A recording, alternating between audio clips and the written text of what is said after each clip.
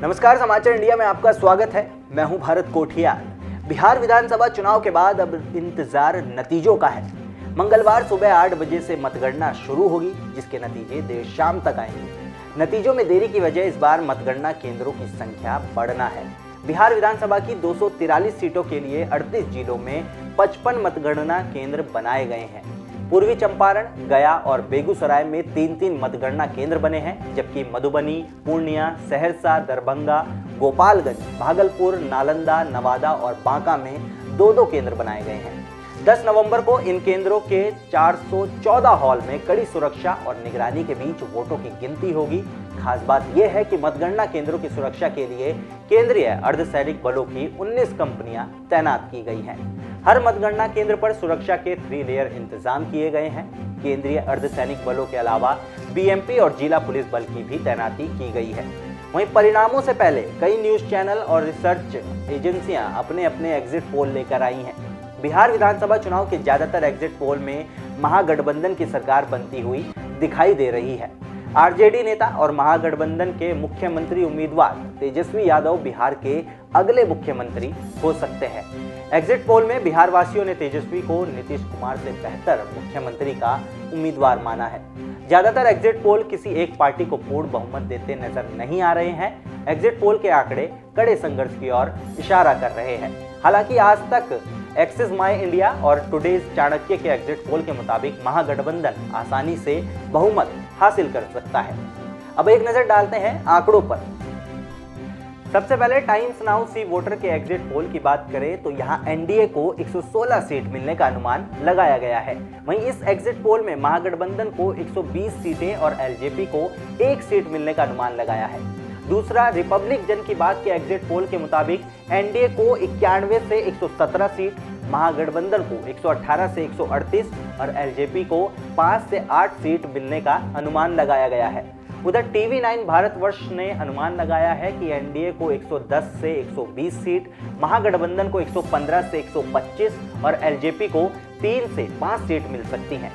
ABP news सी voter के exit poll की बात करें तो एनडीए को 104 से 128 सीट, महागठबंधन को 108 से 131, एलजेपी को 3 से 5 सीटें बताई गई हैं।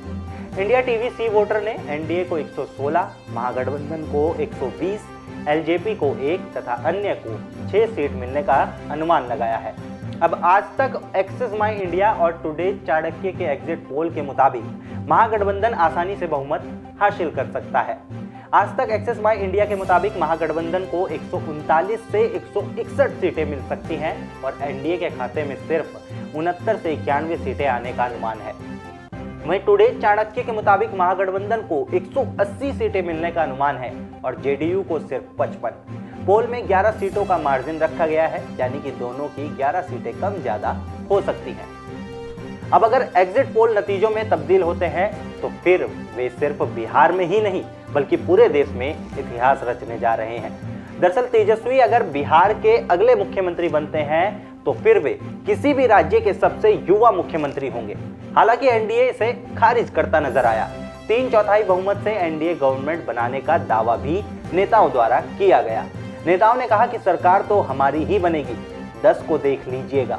एग्जिट पोल में एनडीए की अपेक्षा महागठबंधन को बढ़त दिखाए जाने पर जेडीयू के प्रदेश अध्यक्ष वशिष्ठ नारायण सिंह ने शनिवार को प्रतिक्रिया दी। उन्होंने कहा कि 2015 के विधानसभा चुनाव का एग्जिट पोल भी गलत साबित हुआ था। समाचार चैनलों ने जो दिखाया था परिणाम उससे अलग था। उन्होंने आश्वस्त होकर कहा कि इस बार भी एग्जिट पोल गलत साबित होगा। एनडीए को पूर्ण बहुमत मिलेगा और नीतीश कुमार के नेतृत्व में फिर से एनडीए की ही सरकार बनेगी। अब सोमवार को तेजस्वी जन्मदिन मनाने जा रहे हैं, जिसके बाद उनकी उम्र 31 साल हो जाएगी। 10 नवंबर को आने वाले नतीजों के बाद तेजस्वी मुख्यमंत्री पद की शपथ लेने के समय 31 साल के हो सकते हैं। वो पूरे देश में किसी भी राज्य के सबसे कम उम्र के मुख्यमंत्री बन जाएंगे। हालांकि पुडुचेरी के पूर्व सीएम हसन फारूक 29 साल में मुख्यमंत्री बने थे, लेकिन मालूम हो कि पुडुचेरी राज्य नहीं है, केंद्र शासित प्रदेश है। वहीं बिहार में अब तक सबसे कम उम्र के सीएम सतीश प्रसाद सिंह थे, जो कि जनवरी 1968 में मुख्यमंत्री बने थे। तब उनकी उम्र महज 32 साल थी। इसी तरह किसी भी राज्य में सबसे कम उम्र के सीएम तेजस्वी ही होंगे। इससे पहले जिस वक्त तेजस्वी यादव ने डिप्टी सीएम पद की शपथ ली थी, उससे कुछ दिन पहले ही उन्होंने अपना 26वां जन्मदिन मनाया था। राजद की माने तो तेजस्वी यादव अब तक भारत के सबसे युवा डिप्टी सीएम हैं। हालांकि वे ज्यादा समय तक इस पद पर नहीं रह पाए और जुलाई 2017 में नीतीश के महागठबंधन छोड़ते ही तेजस्वी को अपने पद से इस्तीफा देना पड़ा। तेजस्वी यादव इस बार के चुनाव में महागठबंधन की तरफ से सीएम पद के उम्मीदवार हैं और एग्जिट पोल में उनको बिहार की सत्ता के काफी करीब दिखाया गया है। ऐसे में कल यानी मंगलवार को होने वाले मतगणना में ऐसी उम्मीद जताई जा रही है कि तेजस्वी यादव बिहार के अगले सीएम होंगे। लेकिन सोशल मीडिया पर अभी से तेजस्वी यादव बिहार के अगले सीएम के रूप में छाने लगे हैं। दरअसल राजद नेता तेजस्वी यादव का आज जन्मदिन है और इस अवसर पर उनके समर्थक उन्हें बिहार का होने वाला मुख्यमंत्री कहकर बधाई दे रहे हैं। अपने अनोखे अंदाज के लिए जाने जाने वाले तेज प्रताप यादव ने ट्वीट कर अपने छोटे भाई को जन्मदिन की बधाई दी है, जहां उन्होंने उनके घर का नाम यानी टूटू कहकर उनको संबोधित किया। तेज प्रताप यादव ने अपनी शुभकामनाओं में तेजस्वी यादव को बिहार का सीएम भी बताया है। इससे पहले तेजस्वी की बहन रोहिणी आचार्य ने भी उनको बर्थडे विश किया। वहीं पटना की सड़कों पर कुछ इस तरह के पोस्टर लगे हुए हैं जिन पर लिखा है, बिहार के होने वाले युवा मुख्यमंत्री तेजस्वी यादव, उनके जन्मदिन की हार्दिक शुभकामनाएं। इन पोस्टर में राबड़ी देवी और लालू यादव की तस्वीरें भी हैं। एग्जिट पोल में महागठबंधन को एनडीए के मुकाबले बढ़त मिलती हुई दिखाई दे रही है। इस बीच राजद ने अपने कार्यकर्ताओं को चुनाव परिणाम के दौरान संयम और शिष्टाचार का पालन करने का निर्देश भी दिया है। राजद ने ट्वीट कर कहा, राजद के सभी कार्यकर्ता स्मरण रखें, 10 नवंबर को चुनाव परिणाम कुछ भी हो, उसे पूरे संयम, सादगी और शिष्टाचार से स्वीकारना है। अनुचित आतिशबाजी, हर्ष फायरिंग, प्रतिद्वंदियों अथवा उनके समर्थकों के साथ अशिष्ट व्यवहार इत्यादि किसी कीमत पर स्वीकार नहीं होगा। अब 31 साल के तेजस्वी बिहार के सीएम बनेंगे या नहीं, इसका फैसला तो कल यानी मंगलवार को आने वाले नतीजों में होगा। चुनाव में उन्हें जीत मिलती है या हार, इसका पता 10 नवंबर को चलेगा। लेकिन तेजस्वी के रूप में बिहार या यूं कहें देश को नई पीढ़ी का एक नेता मिल गया है। फिलहाल के लिए इस रिपोर्ट में इतना ही। देश और दुनिया की तमाम खबरों के लिए आप जुड़े रहें समाचार इंडिया के साथ, खबर से लेकर असर तक। नमस्कार।